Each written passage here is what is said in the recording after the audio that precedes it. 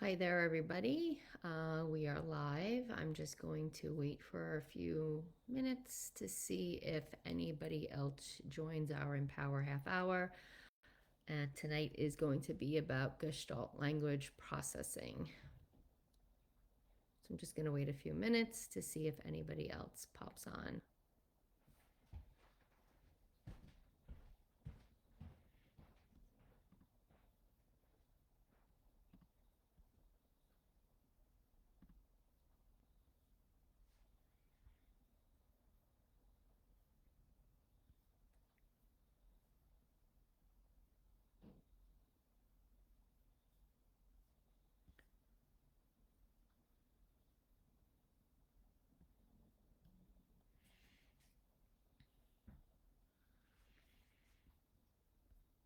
Hi, I'm just going to wait and see if some other people pop on for tonight's Power Half Hour about Gestalt language processing.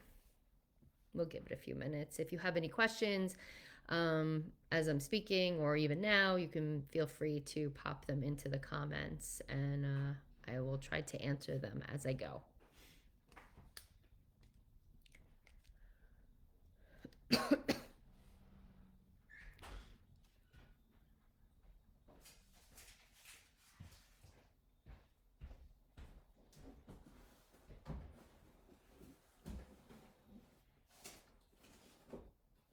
Give it another few seconds and see.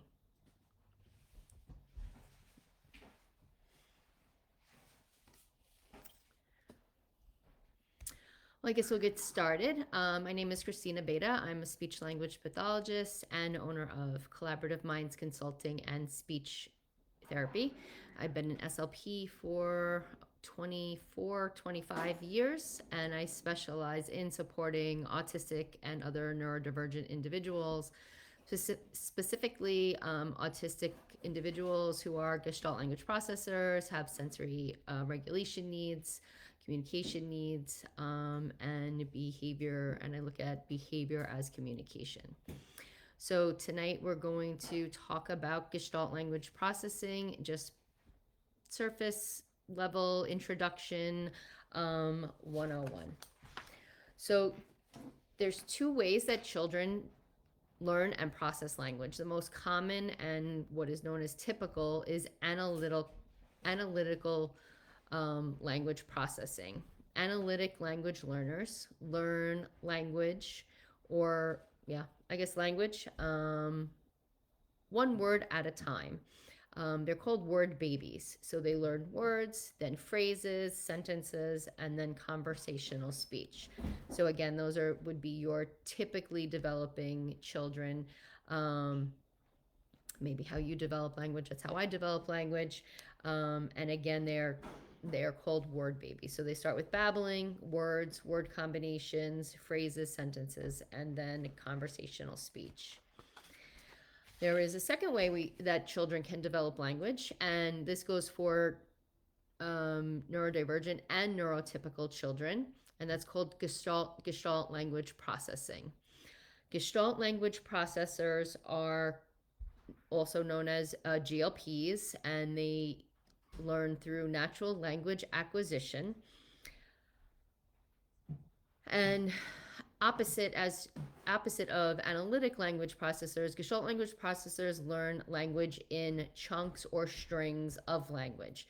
They are very sing-songy. They're called intonation babies. These are your children who are scripting, scripting from shows that they've seen, scripting from other people, things that they've heard from other people, from YouTubes, from situations that have happened in the past. It can be delayed or immediate echolalia or scripting. All of these terms are kind of synonymous. Scripting would be repeating back something that a child has heard from a YouTube video that they have seen. Maybe they're watching Bluey and they're scripting back a phrase from that show. It could be throughout the day, or it could be situational. Scripts and gestalts do have meaning. They are communicative, and they are very, very meaningful. But it's our job as parents and therapists and educators to collaborate together to understand where those gestalts or where those scripts are coming from and what meaning they have for for that child in that situation. Um, One of the best examples, or one of the examples that I give, is say you're in a school setting or even at home. And no, a school setting, we'll go with the school setting. And a child is saying to infinity and beyond, and to infinity and beyond. And the teacher or the staff or whoever that child's with keeps saying to them, no, we're not going to watch the movie right now. We're not going to watch Buzz Lightyear right now. We're not going to watch Toy Story right now. Ask mom when you go home. And then the child is getting upset and irritated and maybe even shows some behaviors. However, later on, if you speak to the parent, the parent's like, oh, when we're outside and I'm pushing him on the swing, I'm saying to infinity and beyond. So what the child was really saying is, oh, I want you to push me on the swing when we go outside. But unless you collaborate with the parent to really dig deeper to find out where that gestalt is coming from and where that phrase is coming from, um, we would typically contribute that to the child having a behavior. And well, they wanted a movie and we weren't doing a movie right now, we were going outside, and what they were really doing was asking you to push them on the swing when you go outside, but they didn't have those words yet. May have gotten a little bit ahead of myself with that example, but I'll backtrack a little bit. Gestalt language processing has six stages. In stage 1 is echolalia. So this is where you're going to get a lot of the gestalts, a lot of the scripting, like let's get out of here. And the gestalts have a meaning of a one-word unit. So if you have a long gestalt, like let's get out of here, in their mind, it means let's go, leave. But they say it in sentence form. So then it's the speech language pathologist's job, the parent's job to collaborate again. Yeah, so it's a pretty common gestalt, let's get out of here. But so that gestalt needs to be broken down or mitigated. It's called mitigating a gestalt, is really trying to break it down and break it apart into, like, let's get some more food, or let's get our shoes. So that would be changing the gestalt of let's get out of here, changing the script and trying to break it apart and add it to other situations to expand their learning and break down the big let's get out of here. And you want to break it down, it's kind of like the upside down learning triangle. You want to break it from the script down to the word. So in stage 1 is echolalia. A great website to help you if anybody is stuck and you don't understand your child's script, you don't know where it's coming from, is called Get Yarn.io. It's just that, GET yarn, YARN.io. It's a website. You can literally type in any phrase from any show, TV, movie, song, and it will give you tons of options as to where that script could have possibly come from. So if you didn't know, to infinity and beyond, you could put that in there and it's going to, Toy Story is going to pop up. Although that is a pretty familiar phrase. Stage 2 is mitigated gestalts. So let's get out of here becomes let's get the toys, as I was saying before. So you want to try to break down the gestalts. You're modifying their echolalic phrases to adapt to new contexts. I want cookie, echoed might say I want toy when requesting something else. Children are learning to mix, match, and combine their gestalts and phrases. So it might get a little confusing because they're pulling from their gestalts that are being modeled as broken up. And so it might get a little bit confusing for the adult and even for the child, because they're trying to mix and match their gestalts to have other meaning. In stage 3 is isolating single words. So by stage 3, the child is now like the analytic language learner. They're starting with, the babbling, and then they're going into one word. Now the Gestalt language processor isn't really using one words meaningfully until around stage 3. Um, so the child may combine I want with cookie now to create I want cookie now. And then that one word cookie actually has a meaning to them, and it's becoming, I'm sorry. The child shows use of single words isolated from the mitigations. The child starts combining segments from different gestalts to create their own utterances. So now their cookie has a meaning to them, and now they're using their other gestalts to create a phrase about what they want using the word appropriately. I hope that makes sense. I think I might be a little confusing. Does that make sense? Does anybody have any questions? This is very much a learning process for me. I'm only about a year into learning about Gestalt language processing.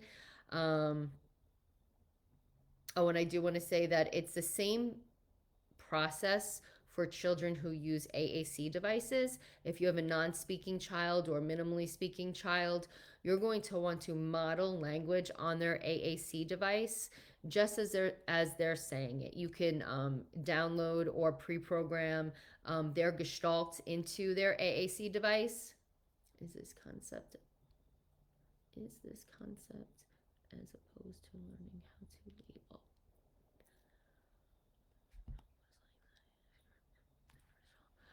Is this concept opposed to learning how to label? Right, so if your child is a Gestalt language processor, you're not going to want to start with labeling items. And when you're, so I've worked with children who are Gestalt language processors, and you could tell right away if that child has been through ABA, because all of their scripts, or their the way that they're expressing themselves are very rote. They have the rote, like I want, I need, carrier phrases at the beginning. So when you're working with a Gestalt language processors, you don't want to use questions. Questions come very, very, very later on in maybe stage 5 or 6. When you start out, you want to use a lot of Gestalt phrases, declarative language, and you want to really just model and imitate and what the child is saying, knowing that what they're saying does have meaning to them. So even if you don't understand what they're saying or what their script means, you want to repeat it back to them. Oh, I want to play with the. Sorry, bad example. There's no pronouns, no I or we or us until later stage grammar. Let's play with the toys. Or sometimes if a child is scripting from a show and this is where the intonation comes in. They're very sing-songy in what they're saying. So if they're pulling something from Bluey or whatever they're watching, a lot of my students actually are watching Barney still. So if they're pulling gestalts and phrases from, say, Barney, like I love you, you love me, but it might be unintelligible to you. It's because it's unintelligible for them. It doesn't really have meaning to them, and they're just kind of singing through it without, and they're singing through the song, but it sounds kind of like blah blah blah blah blah blah. You love me, and you might get like 1 or 2 words in there. So it doesn't really have meaning for them yet, but again, it's our job to find out where that phrase or gestalt is coming from what episode, from what part in the story. If I know a lot of Doc McStuffins. It has going to the doctor, or and a lot of kids or parents will use phrases from specific shows to help children get ready to go to the doctor, or to help them with the language going around going to the doctor or the dentist, or or to the or food shopping or to the grocery store. So you want to use gestalts or scripting with your gestalt language processor with your autistic child, um, as much as possible, and to really validate what they're saying, and to let them know that you're understanding what they're saying. I know, Cassie, you said "let's get out of here" is something that your son says all of the time. Do you know what the meaning of "let's get out of here" comes from, or what how he uses it, or is he using it appropriately, like "let's get out of here" for when he wants to leave?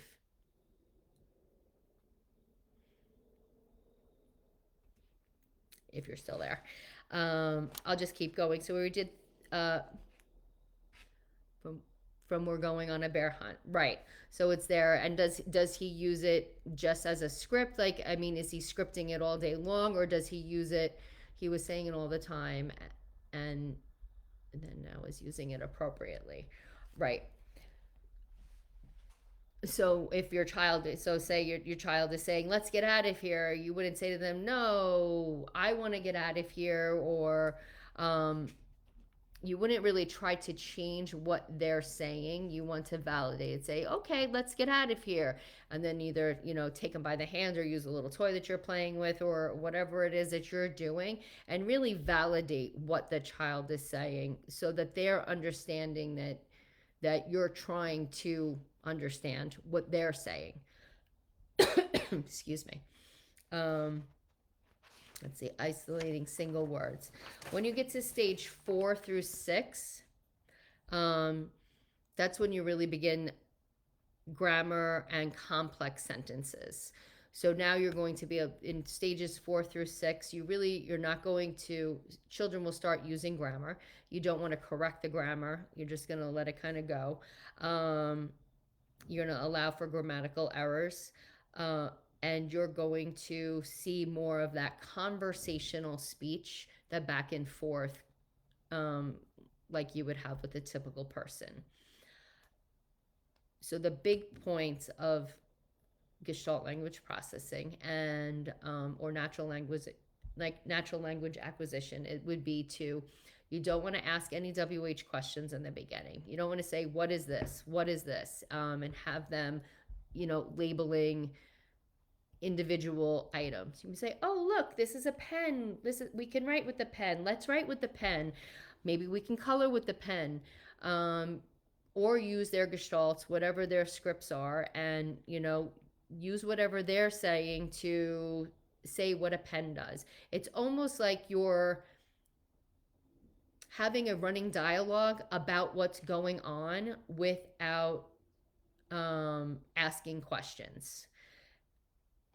Yes, GLP is definitely prevalent in the autism community. I would say 90 to 95% of autistic individuals are Gestalt language processors, and there is a much lower percentage, but there are neurotypical people that are also Gestalt language processors, who are now, there's studies going on now to find out more about that, and research with adults who are neurotypical that are now saying, "Wow, I grew up using my language that way, and it was really hard to like label and use one words." And so there are research studies now on currently happening for neurotypical people. That's interesting. My daughter can label so many different things and scripts often, but if I ask her "where's the dog," she does not point to answer the question, but will repeat if I model the response. Right, so that goes, you don't want to ask the WH question, because they're not going to, she's not ready for that stage yet. So you want to say, "Oh, I wonder where the dog is. Maybe the dog's in the living room. Is the dog out?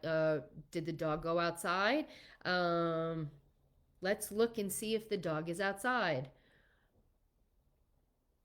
Right. So they're echoing, they're scripting you. So that's immediate echolalia, when she's repeating back your question, because she doesn't know how to answer that question the way a neurotypical individual would answer that question. So you want to try to, hi Katie, you want to try to stay away from asking any WH questions in stage 1 through 3, at least, maybe into stage 4. She does not point or answer the question. So if you said to her, "Oh, let's go find the dog," maybe the dog is wherever, you might get more language out of her that way if you're um, modeling the language that almost that you want her to say, or model the language that would enable her to use her gestalts in that, throughout that process, if that makes sense. Does that make sense? And then she might, I think you said, let's see. Interesting. My daughter can label many different things. Right. So she's learned to say, what is this? And that's kind of like the compliance base of teaching kids, like, what is this? Was your daughter in ABA? Hi, Janice. Jin, is your daughter in was your daughter ever in ABA?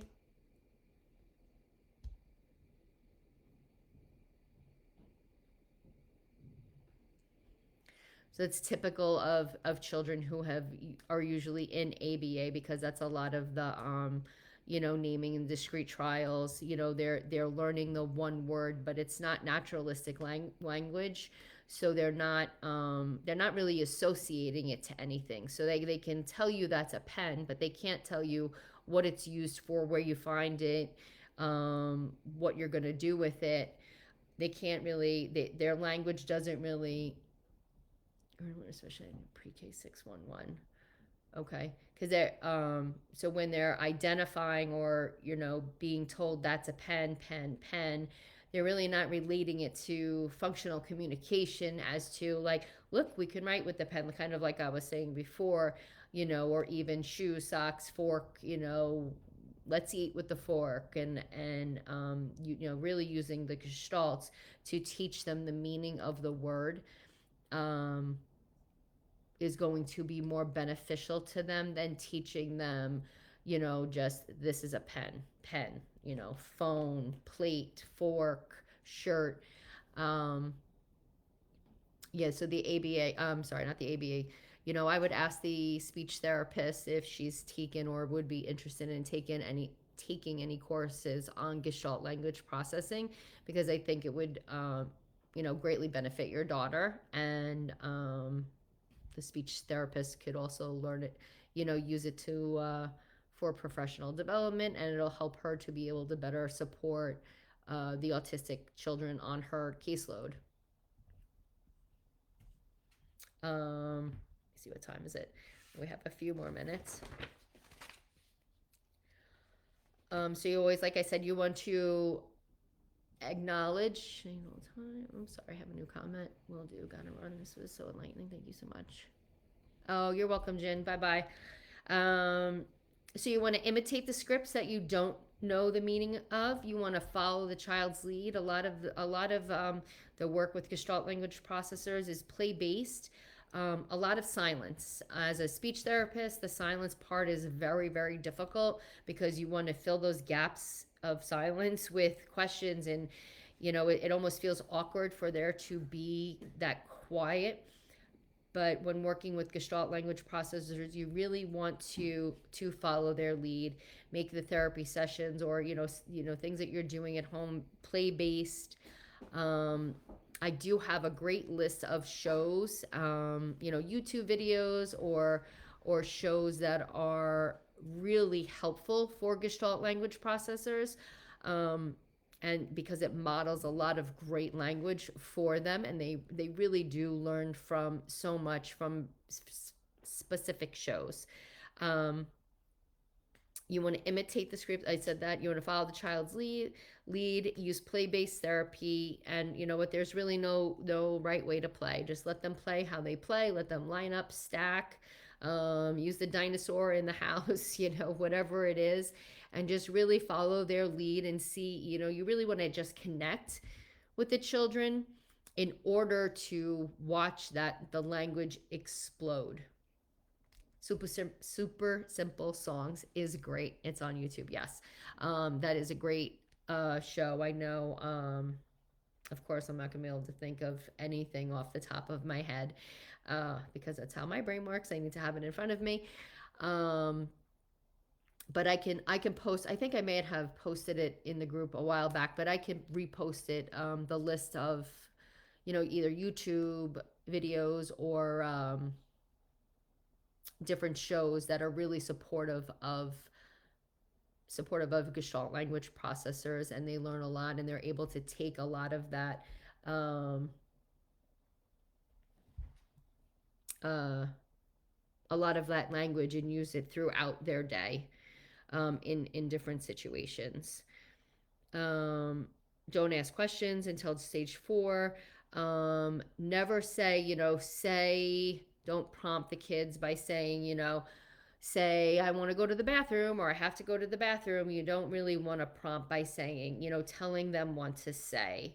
Um, and you want to use a lot of you, not I, unless they come up to you and they say, like, uh, I want a piece of pizza, but they're giving it to you.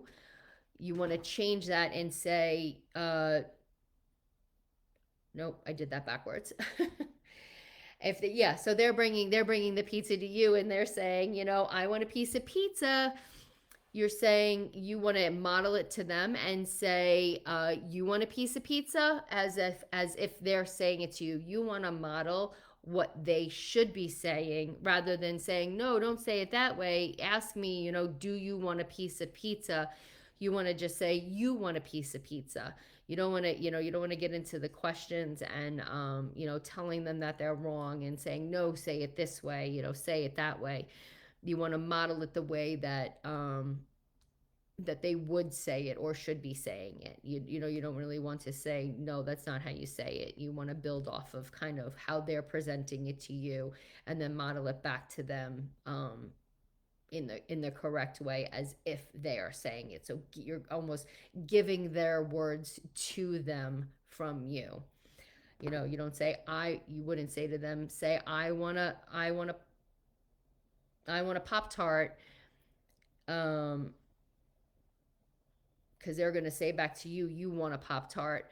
And you want to model and say, then you want to tell them, not tell them to say, if they say to you, you want a Pop Tart, you want to model back to them saying, I want a Pop Tart, so that they're going to repeat your phrase and say it the right way and say, I want a Pop Tart. Yeah, stop saying, sorry, that was very confusing how I was explaining that. I'm sorry, because I'm trying to read the comments and explain at the same time. Yeah, stop saying say was definitely the biggest learning curve. Yes.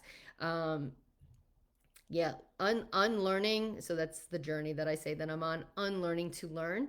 I started my career in an ABA program, and it was a lot of it was all discrete trials and say this, do this. And it's really hard to undo that. And just like in normal everyday life, you're typically, if you're typically developing and now you have a neurotypical child and you live in a neurodiverse family, you know undoing the things that you're used to do, and especially when you want them to say specific things and you're trying to help them so much, it's really hard to undo those things and pause before you try to support them, in order to support them the way that they need it, in the way that they learn language. um, I do know that this was kind of quick, 30-minute power hour, 30-minute power half hour, or empower half hour. um, Thank you all for coming, and my very blubbery uh, post or video of this will be within the group. If you have any questions, please always feel free to reach out. I did start blogging on my website, and I think every time after I do a little, 30-minute empower half hour. I'm going to start. Oh, hey, Dax. I'm going to start just writing a blog about what we discussed here so that you can follow up on my website and, read more about it. And you can always come back to the video, which I'm really terrible at speaking on video, but I'm learning. So thank you for being on this journey with me. And thank you for asking questions and being here. And I'll see you next week and we'll have a new topic. Bye, everybody. Bye, Dax. Have a good night.